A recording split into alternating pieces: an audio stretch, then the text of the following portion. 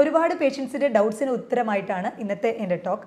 ചെറുപ്പക്കാരിൽ എന്തുകൊണ്ടാണ് BP അധികമാകുന്നത്, അതിൻ്റെ complications എന്തൊക്കെ, മെഡിക്കേഷൻ ഇല്ലാതെ തന്നെ ഈ BP റിവേഴ്സ് ചെയ്യാനായിട്ട് പറ്റുമോ, എന്തൊക്കെ ഭക്ഷണങ്ങളാണ് ഉൾപ്പെടുത്തേണ്ടത് BP ഉള്ളവർ, എന്തൊക്കെ ഭക്ഷണങ്ങളാണ് അവോയ്ഡ് ചെയ്യേണ്ടത് എന്നതിനെക്കുറിച്ചാണ് ഞാൻ doctor Jumana Haseen, doctor Basil's homeo hospital, Pandikkad, Malappuram ജില്ല.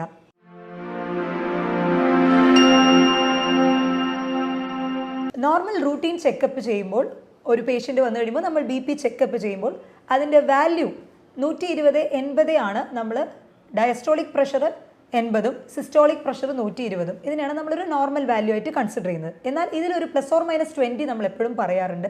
കാരണം പേഷ്യൻ്റ് അപ്പത്തെ ഒരു ടെൻഷൻ, കാരണം BP നോക്കാൻ പോകുന്നു എന്ന് പറയുമ്പോൾ ചിലപ്പോൾ പെട്ടെന്ന് ഒന്ന് ഹൈപ്പ് ആവാനുള്ള ചാൻസ് ഉണ്ട്. അതേപോലെ വണ്ടി ഓടിച്ചാണ് വരുന്നത്, മറ്റെന്തെങ്കിലും സ്ട്രെസ്സുകൾ അപ്പത്തെ ഒരു കറണ്ട് സിറ്റുവേഷനിൽ ഉണ്ടെന്നുണ്ടെങ്കിലും ഈ BP റൈസ് ആയിട്ട് കാണിക്കാം. അപ്പോൾ അതുകൊണ്ട് ±20, 120/80 കറക്റ്റ് ഒരു സ്ട്രിക്റ്റ് വാല്യൂ ആയിട്ട് വെക്കില്ല. BP ഉണ്ടോ ഇല്ലയോ എന്ന് തീരുമാനിക്കുന്നത് അയാളുടെ ആ ഒരു നമ്പർ വാല്യൂ നമ്മൾ BP ചെക്ക് ചെയ്തത് മാത്രം വെച്ചിട്ടല്ല, അവരുടെ ഏജ് ഫാക്ടർ കൺസിഡർ ചെയ്യും, അവരുടെ ശരീരഭാരം വെയിറ്റ് എത്രയാണെന്നുള്ളത് കൺസിഡർ ചെയ്യും, മുന്നേ വേറെ എന്തെങ്കിലും കോംപ്ലിക്കേഷൻസ് ഉണ്ടായിട്ടുണ്ടോ, സർജറി എന്തെങ്കിലും കോംപ്ലിക്കേഷൻസ് ഉണ്ടായിട്ടുണ്ടോ, മുന്നേ ചെസ്റ്റ് പെയിൻ എന്തെങ്കിലും വന്നിട്ടുണ്ടോ, മെയിലാണോ ഫീമെയിലാണോ, ഇതൊക്കെ കൺസിഡർ ചെയ്തിട്ടാണ് ഒരാൾ BPക്ക് കണ്ടിന്യൂസ് മെഡിക്കേഷൻ അവർക്ക് സ്റ്റാർട്ട് ചെയ്യണോ അത് കണ്ടിന്യൂ ചെയ്യണോ എന്നുള്ളത് നമ്മൾ തീരുമാനിക്കുന്നത്. ചെറുപ്പക്കാരിൽ കൂടുതലായിട്ടും BP ഷൂട്ട് ഔട്ട് ആവാനുള്ള റീസൺ സഡൻ ആയിട്ടുള്ള ഉറക്കത്തിൽ വരുന്ന വ്യതിയാനങ്ങൾ. ഒരു 1 വീക്കായിട്ട് എന്തെങ്കിലും ഒരു പ്രഷർ കാരണം ഉറക്കമില്ലാത്ത അവസ്ഥ, അതല്ലെങ്കിൽ സഡൻ സ്ട്രെസ്സ്, ഭയങ്കര മെൻ്റൽ സ്ട്രെസ്സ് കൂടി വരാം, അതേപോലെ തന്നെ അവരുടെ ഭക്ഷണക്രമത്തിലൊക്കെ വന്ന മാറ്റം, കൂടുതലായിട്ടും ആക്ടിവിറ്റീസിൽ ഫിസിക്കൽ ആക്ടിവിറ്റീസിൽ ഒന്നും തന്നെ ഇൻവോൾവ് ആകാതെ ഇരിക്കുക, ഇതൊക്കെ തന്നെ BPയിൽ ചില വ്യത്യാസങ്ങൾ കാണിക്കാനുള്ള സാധ്യതകൾ കൂടുതലാണ്. എന്നാൽ ചെറിയൊരു വ്യത്യാസത്തിനായിട്ട് ഇവർ മെഡിക്കേഷൻ എടുക്കേണ്ട ആവശ്യമില്ല. അതേപോലെ ആൽക്കഹോൾ അധികം എടുക്കുന്നവർ, സിഗരറ്റ് സ്മോക്കിംഗ് ചെയ്യുന്നവർ, ഇവരിലും കൂടുതലായിട്ടും BP റൈസ്ഡ് ആയിട്ട് കണ്ടുവരുന്നുണ്ട്.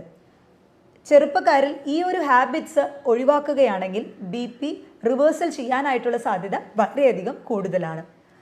ഒരു 50+ ഏജ് ആയിട്ടുള്ള ആളുകളിൽ മുന്നേ എന്തെങ്കിലും കാർഡിയാക് കോംപ്ലിക്കേഷൻ അവർക്ക് എന്തെങ്കിലും വന്നിട്ടുണ്ട്, അതല്ല അവർക്ക് ഒരു ചെസ്റ്റ് പെയിൻ വന്നിട്ടുണ്ട്, അവർ ഭയങ്കര ഒബീസ് ആണ്, എന്നാൽ അവരുടെ BP ഒരു 150/90 ഉണ്ട് എന്നുണ്ടെങ്കിൽ തീർച്ചയായിട്ടും അവർ മെഡിക്കേഷൻ സ്റ്റാർട്ട് ചെയ്യേണ്ടതാണ്. കാരണം ഇത് ഹൈ റിസ്ക് കാറ്റഗറിയിൽ വരുന്നതാണ്.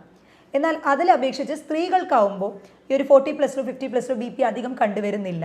കാരണം അവരുടെ എസ്ട്രജൻ ഹോർമോൺ അതിന് ഭയങ്കരമായിട്ട് സപ്പോർട്ട് ചെയ്യുന്നുണ്ട്. ഈ സ്ത്രീ ഹോർമോണായിട്ടുള്ള എസ്ട്രജൻ ഹാർട്ട് കോംപ്ലിക്കേഷൻസ് പ്രിവെൻറ്റ് ചെയ്യാനും അതേപോലെ ബ്ലഡിൻ്റെ സർക്കുലേഷൻ ഇംപ്രൂവൈസ് ചെയ്യാനൊക്കെ വളരെയധികം ഹെൽപ്ഫുൾ ആവുന്നുണ്ട്. അപ്പോൾ വൺസ് അവർ മെനോപോസിലോട്ട് എത്തുമ്പോഴായിരിക്കും കൂടുതൽ ഹാർട്ട് കോംപ്ലിക്കേഷൻസ് അല്ലെങ്കിൽ ബ്ലഡ് പ്രഷറിൻ്റെ കംപ്ലയിൻറ്റ്സ് ഇതിലോട്ടൊക്കെ നയിക്കുന്നത്. പലരിലും ഒന്ന് ചെക്ക് ചെയ്യുമ്പോഴേക്കും അതിൻ്റെ BPയുടെ വാല്യൂ വ്യത്യാസം കാണുമ്പോൾ അതിൽ തന്നെ അവർ കൂടുതൽ സ്ട്രെസ്ഡ് ആയിട്ട് ഗൂഗിൾ സെർച്ചിലോട്ട് പോകും. അതിലുള്ള കോംപ്ലിക്കേഷൻസ് ഒക്കെ എന്തൊക്കെയാണ്, ഇതിൻ്റെ കോംപ്ലിക്കേഷൻസ്, ഇത് ഹാർട്ടിനെ എഫക്റ്റ് ചെയ്യും, ഇത് സ്ട്രോക്ക് വരുമോ, ഈ ടെൻഷനൊക്കെ കാരണം പിന്നീട് അവർ ഒരു 1 മന്ത് കഴിഞ്ഞ് ഒരു റീവിസിറ്റിന് പറയുമ്പോൾ എഗെയിൻ റീചെക്ക് ചെയ്യുമ്പോൾ അതേസമയം കുറച്ചുകൂടി ഹൈപ്പായിട്ട് കാണിക്കാറുണ്ട് ഈ ബ്ലഡ് പ്രഷർ വാല്യൂ. പരമാവധി ഈ ഗൂഗിൾ സെർച്ച് ചെയ്ത് അതിൻ്റെ കോംപ്ലിക്കേഷൻസ് എന്തൊക്കെയാണ് എന്നുള്ളത് അറിഞ്ഞ് അത് കൂടുതൽ സ്ട്രെസ്ഫുൾ ആക്കാണ്ടിരിക്കുക, ഇതിൻ്റെ കോംപ്ലിക്കേഷൻസ് എന്തൊക്കെയാണെന്നുള്ളത് അറിഞ്ഞിരിക്കുക. പ്രധാനമായിട്ടും നമ്മുടെ രക്തക്കുഴലുകളിൽ ഹാർട്ട് പമ്പ് ചെയ്യുമ്പോൾ അതിൽ തരുന്ന സമ്മർദ്ദം ഒരു പരിധിക്ക് അപ്പുറമാകുമ്പോൾ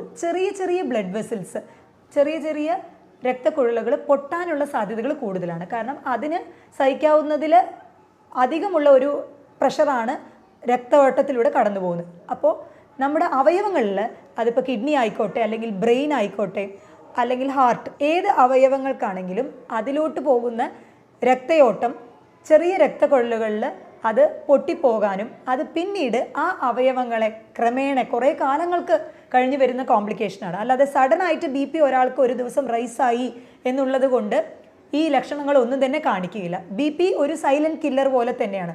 അതിൻ്റെ ലക്ഷണങ്ങൾ നമ്മൾ കണ്ടു തുടങ്ങുന്നത് അതിൻ്റെ സിവിയാരിറ്റിയിൽ എത്തിയതിന് ശേഷമായിരിക്കും. അപ്പോൾ സ്ട്രോക്ക് വരാനുള്ള റീസൺ എന്ന് പറയുന്നത് ബ്രെയിനിലോട്ടുള്ള രക്തയോട്ടം, അതിലുള്ള ആ ചെറിയ ചെറിയ രക്തക്കുഴലുകൾ പൊട്ടിയിട്ടാണ് അതിലോട്ടുള്ള ബ്ലഡ് സപ്ലൈ നിന്ന് പോകുന്നു, അത് ഇൻഫെക്ഷനിലോട്ടും അതേപോലെ സ്ട്രോക്കിലോട്ടും നയിക്കുന്നു. BP കൂടുമ്പോൾ അത് എല്ലാ അവയവങ്ങളെയും എഫക്റ്റ് ചെയ്യുന്ന പോലെ തന്നെ കിഡ്നീനെയും അത് എഫക്റ്റ് ചെയ്യും. കിഡ്നിയിലേക്കുള്ള രക്തയോട്ടത്തിനെയും അത് എഫക്റ്റ് ചെയ്യും. അത് പിന്നീട് അതിൻ്റെ ഫിൽട്രേഷൻ റേറ്റിനെ എഫക്റ്റ് ചെയ്യും.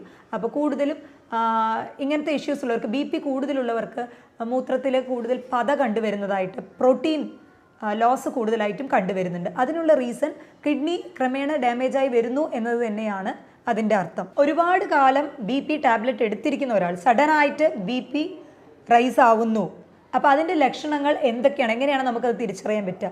ചിലർക്ക് കണ്ണിലൊരു മങ്ങൽ പോലെ ഉണ്ടാവും, കഴുത്തിൻ്റെ പുറകെ തലഭാഗത്തൊക്കെ നല്ല കഠിനമായിട്ടുള്ള വേദന, ഛർദി, മൂക്കിലൂടെ ചെറുതായിട്ട് രക്തസ്രാവം ഉണ്ടാവുക, ഹൃദയമിടിപ്പിൻ്റെ താളം തെറ്റുക, എറിത്മിയ എന്നുള്ള കണ്ടീഷൻ, ശ്വാസം മുട്ടൽ, ഇതെല്ലാം തന്നെ ബി പി സഡനായിട്ട് റൈസായി എന്നുള്ളതിൻ്റെ ലക്ഷണങ്ങളാണ്. ഇനി ഇങ്ങനെ ബി പി കൂടിക്കഴിഞ്ഞാൽ ഇമ്മീഡിയറ്റ്ലി നമ്മൾ എന്താണ് ചെയ്യേണ്ടത്? ആദ്യമേ തന്നെ നമ്മൾ ബ്രീത്തിങ് എക്സസൈസ് അതിലോട്ട് പോകാതെ നമ്മൾ ഇരിക്കുന്ന ആ സ്ട്രെസ് ലെവലിൽ നിന്നും കുറച്ച് നേരത്തേക്ക്, ഒരു 30 മിനിറ്റ് നേരത്തേക്കെങ്കിലും റെസ്റ്റ് എടുക്കുക. ഒന്ന് ഉറങ്ങുന്നതും വളരെ നല്ലതായിരിക്കും. ഒരു 15 മുതൽ 30 മിനിറ്റ് നേരം റെസ്റ്റ് എടുക്കുന്നത് നല്ലതായിരിക്കും. അത് കഴിഞ്ഞതിന് ശേഷം നിങ്ങൾ ബ്രീത്തിങ് എക്സസൈസ് ഒന്ന് ഫോളോ അപ്പ് ചെയ്യാം.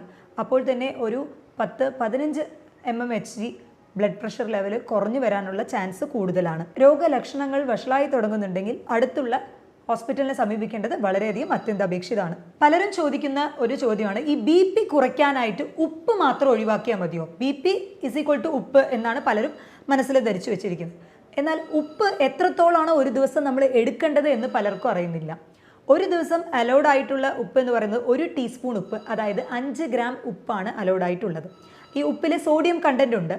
അപ്പോൾ 1 ഗ്രാം ഉപ്പിൽ 400 ഗ്രാം സോഡിയം ഉണ്ട്.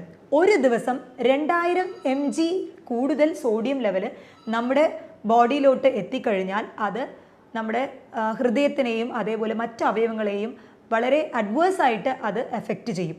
അതുകൊണ്ട് തന്നെ മാക്സിമം 2500 mg താഴെ ഒരു ദിവസം സോഡിയം ഇൻടേക്ക് എടുക്കത്തക്ക രീതിയിൽ വേണം നമ്മുടെ ഭക്ഷണത്തിൽ ഉൾപ്പെടുത്തുന്ന എന്ത് ഉപ്പ് നമ്മൾ ചേർക്കുകയാണെങ്കിലും ഇത് ശ്രദ്ധിക്കേണ്ടത് വളരെയധികം ഇമ്പോർട്ടൻ്റ് ആണ്. ഉപ്പ് മാത്രം ഒഴിവാക്കിയാൽ പോരാ. എന്നാൽ ഉപ്പ് കലർന്നിട്ടുള്ള വേറെ അച്ചാറുകളായാലും അതേപോലെ ഉണക്കമീൻ, പപ്പടം, ചില പാക്ക്ഡ് ടിന്നഡ് ഫുഡുകൾ, ചിപ്സ്, ഇതിലൊക്കെ തന്നെ സോൾട്ട് കണ്ടന്റ് ഉണ്ടാവും. നമ്മൾ ആ ഒരു എന്തെങ്കിലും പാക്ക്ഡ് ഐറ്റം എടുത്ത് കഴിക്കുകയാണെങ്കിൽ അതിൻ്റെ ബാക്കിൽ നോക്കിക്കഴിഞ്ഞാൽ അതിൽ എത്ര സോഡിയം ഉണ്ട് എന്നുള്ളത് കറക്റ്റ് മെൻഷൻ ചെയ്തിട്ടുണ്ടാവും. അപ്പോൾ നമ്മൾ ഭക്ഷണത്തിൽ ഇപ്പോൾ കഞ്ഞിയിലും ചോറിലും ഒക്കെ ഉപ്പിട്ട് കഴിക്കുന്നതോടുകൂടി ഈ പാക്ക്ഡ് ഫുഡിലും ആ സോൾട്ട് ഇൻടേക്കും എല്ലാം കൂടെ ആകുമ്പോൾ ഒരു ദിവസം 2500 mg കൂടുതൽ സോൾട്ട് ഇൻടേക്ക് ഒരാളിലേക്ക് എത്തുകയാണ്. അത് സ്ലോ പോയ്സൺ ആയിട്ട് മാറും. ഒറ്റ ദിവസം സഡനായിട്ട് ബി പി കൂടുകയല്ല, സ്ലോ ബൈ സ്ലോ അത് വേറെ കോംപ്ലിക്കേഷൻസിലോട്ട് നയിക്കാൻ സാധ്യതയുണ്ട്. ബി പി കുറയ്ക്കാനായിട്ട് എന്തൊക്കെ ഭക്ഷണങ്ങളാണ് നമ്മൾ എടുക്കേണ്ടത്? ഡാഷ് ഡയറ്റ് എന്ന് പറയും. Diet approach to stop the hypertension. അപ്പോൾ ഇത് ഏതൊക്കെയാണ് ഭക്ഷണങ്ങൾ എന്ന് വെച്ചാൽ, നമ്മുടെ പഴങ്ങൾ, മത്സ്യവർഗ്ഗങ്ങൾ, പാലുൽപ്പന്നങ്ങൾ, പിന്നെ അധികം നമ്മുടെ നാട്ടിലൊക്കെ നമ്മൾ ഉപയോഗിച്ച് വരുന്നത് വെളിച്ചെണ്ണയാണ്. അപ്പോൾ അതിന് പകരം കുക്കിങ്ങിൽ ഒലിവ് ഓയിൽ അധികം ഇൻക്ലൂഡ് ചെയ്യാനായിട്ട് ശ്രദ്ധിക്കുക. അതിൻ്റെ ഒപ്പം തന്നെ മുഴുധാന്യങ്ങളും കൂടുതലായിട്ടും ഭക്ഷണത്തിൽ ഉൾപ്പെടുത്താനായിട്ട് ശ്രദ്ധിക്കുക. ബി പിക്ക് മെഡിസിൻ എടുക്കുന്നവർ പലപ്പോഴും ചോദിക്കുന്നത്, ഞങ്ങൾ മെഡിസിൻ എടുക്കുന്നുണ്ടല്ലോ, പിന്നെ ഇതൊക്കെ പാലിക്കണോ, ഇങ്ങനത്തെ ഭക്ഷണ രീതികൾ പാലിക്കണോ, അതല്ലെങ്കിൽ എക്സസൈസ് ചെയ്യണോ എന്ന് ചോദിച്ചാൽ, മെഡിസിൻ എടുക്കുന്നത് കൊണ്ട് മാത്രമായില്ല. ആ ഒരു ലെവലിൽ നിന്ന് ബി പി ഷൂട്ടാവാതെ ഇരിക്കണം എന്നുണ്ടെങ്കിൽ തീർച്ചയായിട്ടും ദിവസവും എക്സസൈസ് മസ്റ്റാണ്. അതായത് ആഴ്ചയിൽ 5 ദിവസം 30 മിനിറ്റ് നേരമെങ്കിലും ദിവസവും എക്സസൈസ്, മേലനങ്ങിയിട്ടുള്ള എക്സസൈസ് മസ്റ്റാണ്. അതിൻ്റെ കൂടെ ഉപ്പിൻ്റെ ഇൻടേക്ക്, ഞാൻ പറഞ്ഞ രീതിക്ക് ഉപ്പിൻ്റെ ഇൻടേക്ക് കുറയ്ക്കുക. വെയിറ്റ് അധികമുള്ളവർ, ഒബിസിറ്റി കൂടുതലുള്ളവർ അവരുടെ BMI മെയിൻറ്റെയിൻ ചെയ്യാനായിട്ട് ശ്രദ്ധിക്കുക. ഇൻ്റർമീഡിയറ്റ് ഫാസ്റ്റിംഗ് ഇരിക്കുന്നതും നല്ലതായിരിക്കും. എന്തൊക്കെ ഭക്ഷണങ്ങളാണ് ഒഴിവാക്കണമെന്ന് വെച്ചാൽ, ടിന്നഡ് ഫുഡ്, പാക്ക്ഡ് ആയിട്ടുള്ള ഐറ്റംസ്, ചിപ്സ്, വറുത്തത്, പൊരിച്ചത്, ഇതൊക്കെ തന്നെ പരമാവധി ഒഴിവാക്കാനായിട്ട് ശ്രദ്ധിക്കുക. കൂടുതൽ പച്ചക്കറികളും ഇലക്കറികളും പഴങ്ങളും, ഈ പഴങ്ങൾ in the sense 1 cup fruits ഒക്കെ ദിവസവും എടുക്കുന്നത് വളരെയധികം ഹെൽപ്ഫുള്ളായിരിക്കും ഈ ബി പി ഉള്ള പേഷ്യൻസിന്. അവരുടെ ആ ഒരു ബി പി എന്നും കൺട്രോളിൽ വെക്കുന്നതിന്, അതല്ലെങ്കിൽ ലോ വാല്യൂലുള്ളവർക്ക് ബി പി റിവേഴ്സലാക്കുന്നതിനും വളരെയധികം സഹായകരമായിരിക്കും. ബീട്രൂട്ട് ജ്യൂസ് ബി പി കുറയ്ക്കാനായിട്ട് നല്ലതാണോ എന്ന് ചില പേഷ്യൻസ് എന്നോട് ചോദിച്ചിട്ടുണ്ട്. തീർച്ചയായിട്ടും നല്ലതാണ്. ബീട്രൂട്ടിൽ കൂടുതലായിട്ടും നൈട്രേറ്റ് അടങ്ങിയിട്ടുണ്ട്. ഇത് നമ്മുടെ ബോഡിയിൽ എത്തിച്ചേരുമ്പോൾ അത് നൈട്രിക് ഓക്സൈഡ് ആയിട്ട് കൺവേർട്ട് ആവും. ഇത് രക്തക്കുഴലുകൾ, ആ ബ്ലഡ് വെസൽസിനൊക്കെ ഡയലേറ്റ് ചെയ്യാനായിട്ട്, അത് വികസിപ്പിക്കാനായിട്ട് ഹെൽപ്ഫുൾ ആവും. അപ്പോൾ ഇത് ബ്ലഡ് പ്രഷർ കുറയ്ക്കാനായിട്ട് ഒരു പരിധി വരെ നമ്മളെ സഹായിക്കുന്നതാണ്. അപ്പോൾ ദിവസവും ഒരു ഗ്ലാസ് ബീട്രൂട്ട് ജ്യൂസ് എടുക്കുന്നത് വളരെയധികം ഹെൽപ്ഫുള്ളാണ്. പൊട്ടാസ്യം അധികം അടങ്ങിയിട്ടുള്ള ഭക്ഷണങ്ങൾ എടുക്കുന്നതും രക്തക്കുഴലുകളെ റിലാക്സ് ചെയ്യാനും അത് BP കുറയ്ക്കാനായിട്ടും വളരെയധികം ഹെൽപ്ഫുള്ളാണ്. പൊട്ടാസ്യം അധികം അടങ്ങിയിട്ടുള്ളത് മധുരക്കിഴങ്ങ്, പഴം, ചെറുമത്സ്യങ്ങൾ, കൊഴുപ്പ് അധികം അടങ്ങിയിട്ടുള്ള ചെറുമത്സ്യങ്ങൾ, അവക്കാഡോ, ഇലക്കറികൾ, ഇതിലെല്ലാം പൊട്ടാസ്യം കണ്ടൻറ്റ് വളരെയധികം റിച്ചാണ്. BP കുറയ്ക്കാനായിട്ട് മെഡിക്കേഷൻ എടുത്തു കഴിഞ്ഞാൽ അത് കിഡ്നീനെ എഫക്റ്റ് ചെയ്യുമോ? പലർക്കുള്ള സംശയമാണ്. BP ഞാൻ പറഞ്ഞ പോലെ ഏജ് ഫാക്ടർ അനുസരിച്ചാണ് നമ്മൾ ഒരു പേഷ്യൻറ്റിൻ്റെ മരുന്ന് അത് തുടരണോ, അത് മരുന്ന് എടുക്കണോ എന്ന് തീരുമാനിക്കുന്നത്. ഒരു 30+ ഏജുള്ള ഒരാൾക്ക് ഒരു ഹാർട്ട് കോംപ്ലിക്കേഷനും ഇല്ല, അവർക്ക് ഭയങ്കര ബോഡി വെയിറ്റ് ഒന്നും കൂടുതൽ ഇല്ല, സഡനായിട്ട് ഒരു BP റൈസ്ഡ് ഉണ്ട് എന്നുണ്ടെങ്കിൽ അത് മെഡിക്കേഷൻ എടുക്കേണ്ട ആവശ്യമില്ല. നമ്മൾ പറഞ്ഞ ചില ഡയറ്ററി ചേഞ്ചസും അതേപോലെ തന്നെ ജീവിതശൈലിയിലെ ചില മാറ്റങ്ങൾ, എക്സസൈസ്, സ്മോക്കിംഗ് ഹാബിറ്റ് ഉണ്ടെങ്കിൽ അത് നിർത്താൻ പറയുക, ആൽക്കഹോൾ ഹാബിറ്റ് ഉണ്ടെങ്കിൽ അത് നിർത്താൻ പറയുക, ഇതൊക്കെ കൊണ്ട് തന്നെ നമുക്ക് റിവേഴ്സ് ചെയ്ത് എടുക്കാവുന്നതാണ്. എന്നാൽ ഒരു 50 വയസ്സ് കഴിഞ്ഞ റിസ്ക് ഫാക്ടേഴ്സ് അധികം ഉള്ളവരിൽ BP ടാബ്ലറ്റ്സ് സ്ഥിരമായി അവർ എടുത്തു വരുന്നു, എന്നാൽ അത് അവരുടെ കിഡ്നിയെ ബാധിക്കുമോ എന്നുള്ളൊരു സംശയമുണ്ട്. ഒരിക്കലും ടാബ്ലറ്റ് എടുക്കുന്നത് കൊണ്ട് കിഡ്നീനെ അഡ്വേഴ്സ്ഡ് ആയിട്ട് എഫക്റ്റ് ചെയ്യുകയില്ല.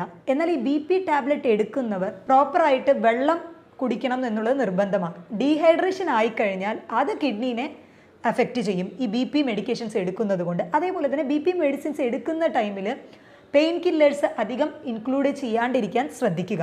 BP കുറയ്ക്കാനായിട്ട് നമുക്ക് വീട്ടിൽ തന്നെ ചെയ്തെടുക്കാവുന്ന ചില ടിപ്സ് എന്തൊക്കെയെന്ന് നോക്കാം. മാതുള നാരങ്ങയുടെ ജ്യൂസ്, ഇതിൽ കൂടുതലായിട്ടും ആൻറ്റി ഓക്സിഡൻറ്റ് പ്രോപ്പർട്ടി കൂടുതലുള്ളത് കൊണ്ട് തന്നെ ഇത് BP കുറയ്ക്കാനായിട്ട് വളരെയധികം ഹെൽപ്ഫുള്ളാണ്. അതേപോലെ തന്നെ വാട്ടർമെലൺ, തണ്ണിമത്തൻ്റെ ജ്യൂസ് റെഗുലറായി എടുത്തു വരുന്നത് അതിലുള്ള സിട്രുലിൻ കണ്ടൻറ്റ് രക്തക്കുഴലുകളെ വികസിപ്പിക്കാനായിട്ട് സഹായിക്കും. അതും ബ്ലഡ് പ്രഷറെ ഒരു പരിധിവരെ കൺട്രോളിൽ കൊണ്ടുവരാനായിട്ട് സഹായിക്കും. അതേപോലെ തന്നെ ഇളനീർ ദിവസവും എടുക്കുന്നത് അതിലുള്ള പൊട്ടാസ്യം കണ്ടൻറ്റ് തീർച്ചയായിട്ടും BP കൺട്രോളിൽ കൊണ്ടുവരാനായിട്ട് ഹെൽപ്ഫുള്ളാണ്. ഈ ചെറുപ്പക്കാരിൽ BP കൂടി വരാനായിട്ടുള്ള കാരണം ഞാൻ ആദ്യം പറഞ്ഞതിൻ്റെ കൂടെ തന്നെ ചിലർക്കെങ്കിലും ഈ സ്ലീപ്പ് ആപ്നിയ എന്ന് പറഞ്ഞ് ഉറക്കത്തിൽ കൂർക്കം വലിക്കുന്നവർക്ക് അവരുടെ ഉറക്കം ഡിസ്റ്റർബ്ഡ് ആവുകയും ഓക്സിജനേഷൻ പ്രോപ്പറായിട്ട് കിട്ടാണ്ടാവുകയും അതും BP ഷൂട്ടാവാനുള്ള ഒരു കാരണമായിട്ട് മാറുന്നുണ്ട്. അങ്ങനെ അവർക്ക് സ്ലീപ്പ് ആപ്നിയ ഉണ്ടെങ്കിൽ അതിനുള്ള പ്രോപ്പർ ട്രീറ്റ്മെൻറ്റ് എടുക്കേണ്ടത് നിർബന്ധമാണ്. അതേപോലെ ലൈഫ് സ്റ്റൈലിലെ മാറ്റങ്ങളൊക്കെ തന്നെ ചെയ്തു നോക്കുക. ഈ ഡയറ്റ്സ്, എക്സസൈസ്, സ്മോക്കിംഗ്, ആൽക്കഹോൾ സ്ട്രിക്റ്റായിട്ട് അവോയ്ഡ് ചെയ്യുക. ഇതൊക്കെ ചെയ്തിട്ട് BMI ബോഡി വെയ്റ്റും കറക്റ്റ് മെയിൻറ്റെയിൻ ചെയ്ത് നോക്കുക. എന്നിട്ടും ആ ഒരു ഈ ചെറുപ്പക്കാരിൽ, യങ്സ്റ്റേഴ്സിൽ BP നിങ്ങൾക്ക് കൂടി കണ്ടുവരുന്നുണ്ട് എന്നുണ്ടെങ്കിൽ തീർച്ചയായിട്ടും താഴെ കാണുന്ന നമ്പറിലോട്ട് നിങ്ങളുടെ സംശയങ്ങൾ രേഖപ്പെടുത്താവുന്നതാണ്. മറ്റൊരു ടോപ്പിക്കുമായി വീണ്ടും കാണാം. ഇത് doctor Jumana Haseen, doctor Basil's homeo hospital, Pandikkad, Malappuram ജില്ല.